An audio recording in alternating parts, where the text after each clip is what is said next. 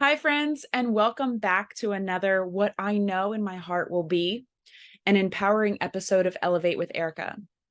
Even though I may be fighting through a lot of different emotions just to get this recorded today and holding back tears in many, many moments, I just want to be upfront about that. I am really going to try not to cry today. But just know that I'm fighting through a lot. And I'm handling it as best as I can. And if you will come along with me on this journey today, I know you'll still leave with inspiration and empowerment. And I'm looking forward to finding a way through my words of still giving you the same vibe that this podcast always has had. So I'm your host, Erica, and I'm thrilled to have you here on this journey with me. You guys know that my podcast episodes are that come with me vibe, and I'm always very open and honest about what I'm going through so that we can go through it together, because the truth is everybody is going through something, and we can make others not feel alone in that struggle by being honest about our own life. But that being said, I have something personal going on in my life that I'm not ready to say out loud publicly yet. And I know that you guys will respect that and still feel like we're in this together. And whatever you're going through, just know that you aren't alone. And that's why I'm still choosing to show up today when so much of my being wants to blast sad girl country songs and hide in my bathroom. Don't get me wrong. I have had many of those moments. But it's a choice to stay stuck in those moments as much as it is a choice to get up and dust myself off and decide to grow through this pain. I'm going to use my pain today. This episode is a deep dive into a topic that resonates with all of us at some point in our lives: change. And we're going to explore that moment when you realize that something in your life isn't serving you anymore, and you find the courage to let go and aim for something better. And it's about recognizing your worth and standing up for yourself and honoring your boundaries and standards for the relationships and environments that you have in your life, fiercely honoring those things. Because we've all been there, right? That place where we find ourselves at a crossroads of comfort and growth.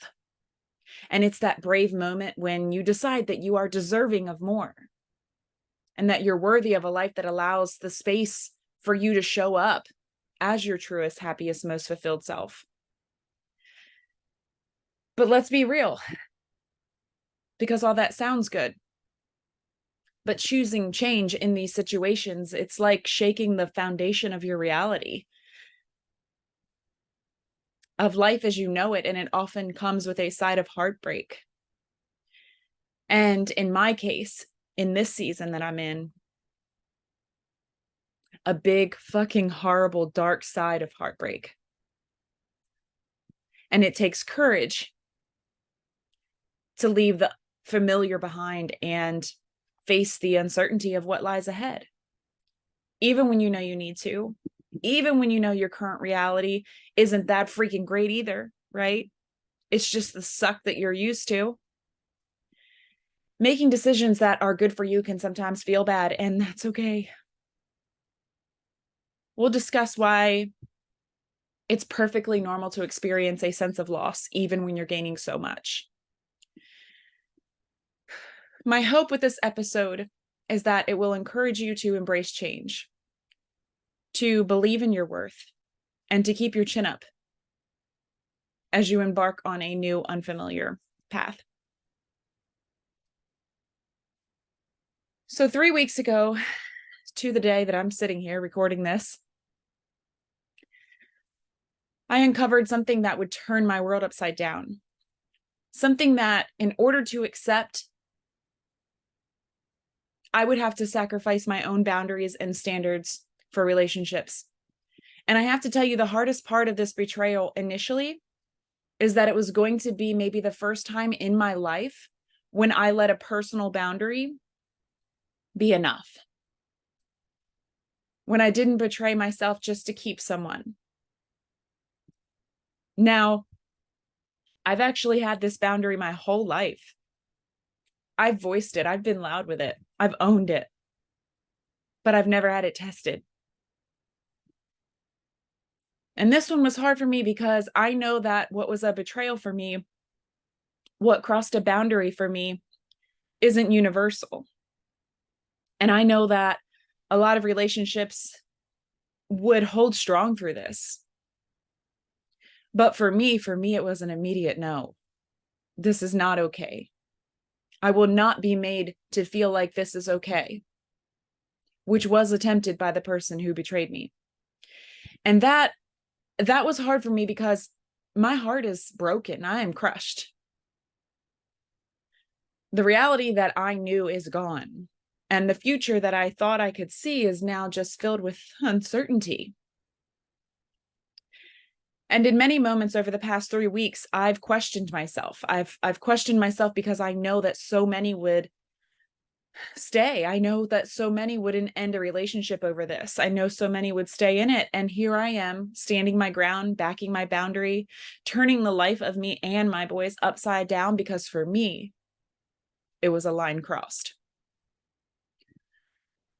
So I've questioned, Erica, maybe you should just accept this. Maybe this is normal. Maybe you need to realize this is how it is. Maybe you need to just deal with it and get over it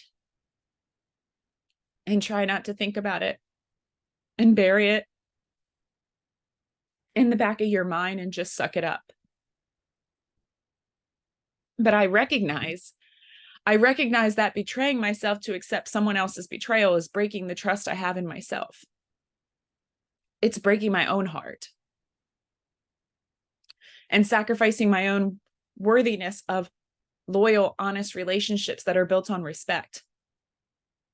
The respect in this particular relationship is gone. And that was proven to me when I gave this person an opportunity to own their mistake. So you know the part of the betrayal that was the hardest for me at first. It was backing my personal boundary. But today, the hardest part now, 3 weeks in of sitting with this, the hardest part is in not feeling any remorse from that other person. Not feeling like they tried anything to repair the relationship. I know someone else out there has felt this before too, right? Like a relationship ends and you feel like, damn, they're just going on about their life. They're already moving on, ready to close the book on this one. And you're still over there struggling to let go. That's the pain I'm in today. This person asked me if I was going to air their dirty laundry. Yeah, that was one of the questions while I was sitting crushed. And my mind was on, please show me something. Tell me something to not end this relationship.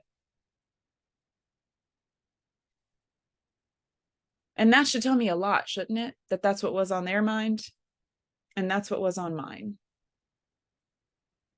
And still, I can't come out and say exactly what's going on publicly yet, because as embarrassing as this is to admit, I still hope that this person makes me look stupid for being upset. I still hope that they try to save this. And I still hope that they show some kind of remorse and effort. And I don't feel good admitting that. But I'm being honest with you guys because this is real life. And as stupid as I know it sounds, I know I'm not the only one who has been in this position before. And so I'm admitting it.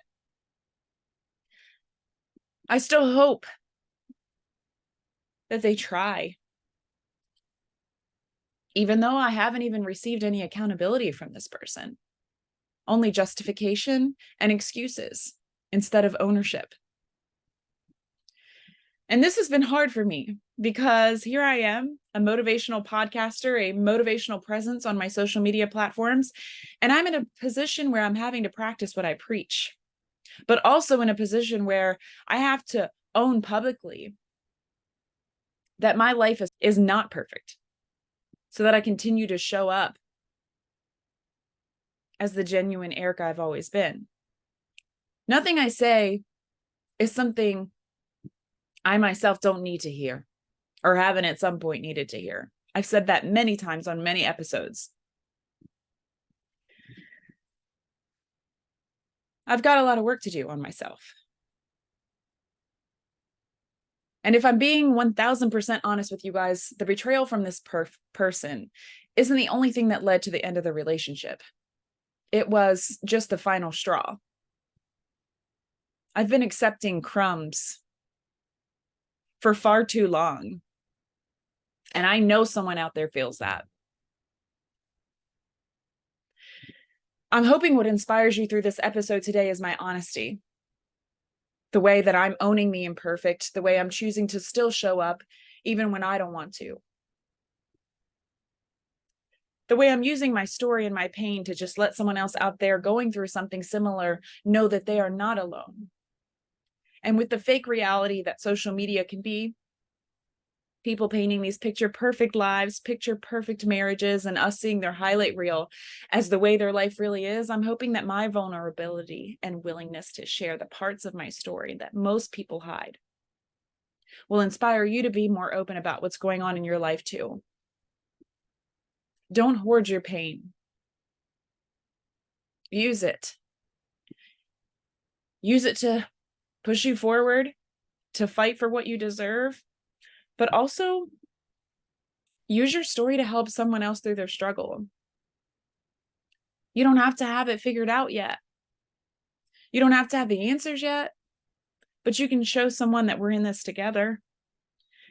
You can be that for someone else, even if you're still in the dirt like me.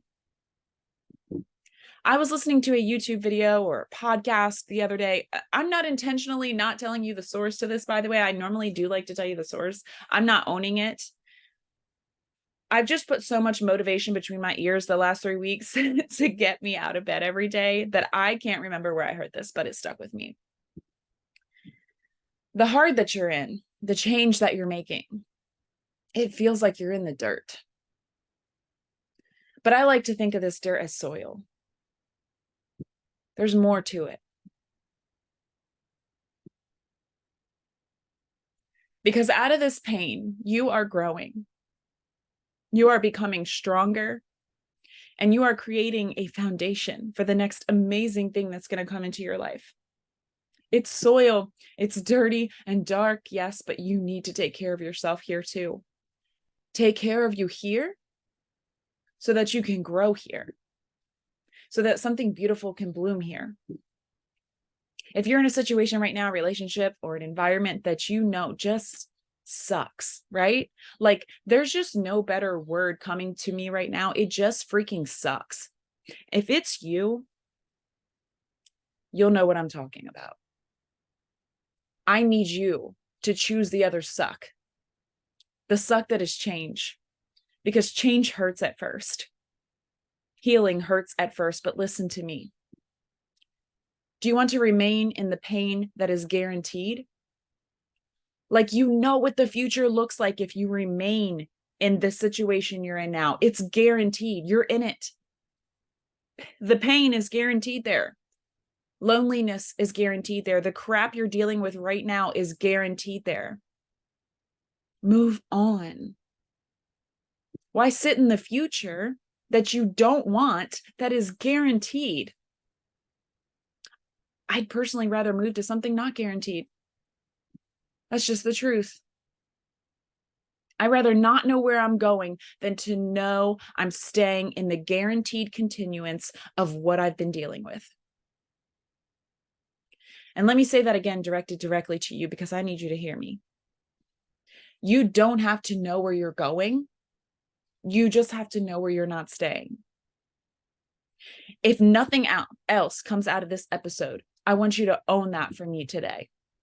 That's you, that's us, honoring the boundaries and standards that we have for our life. You guys, I just hope that this podcast made some sense. I hope that it sparks something within you to make a necessary change in your life, or you feel called to send this to a friend that you know needs to hear this today too. a friend that needs to know that they aren't alone in their pain. And I'm sorry I don't have more to give today. I'm sorry I can't say everything right now. I'm sorry that this may feel a little open-ended, but know this. I'm doing the best that I can and sharing as much of my story as my heart is ready to, in hopes that I can still do the work that lights me up during the season of my life. And that is to inspire others to fight for the life that they are capable of living and not settle for the one where you're choosing the discomfort of staying in environments and relationships that aren't serving you, over the discomfort of making the changes that could lead to the life that you deserve, the life of your dreams. Change stretches us, it challenges us, and it molds us into stronger, more resilient versions of ourselves.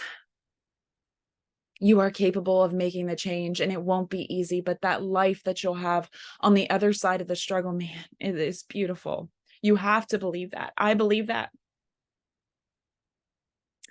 I have my weak moments. I have my ugly cries in the bathroom. But I believe that to be true for my life, and I believe that to be true for yours. I'm working to embrace this heartbreak as a sign of bravery,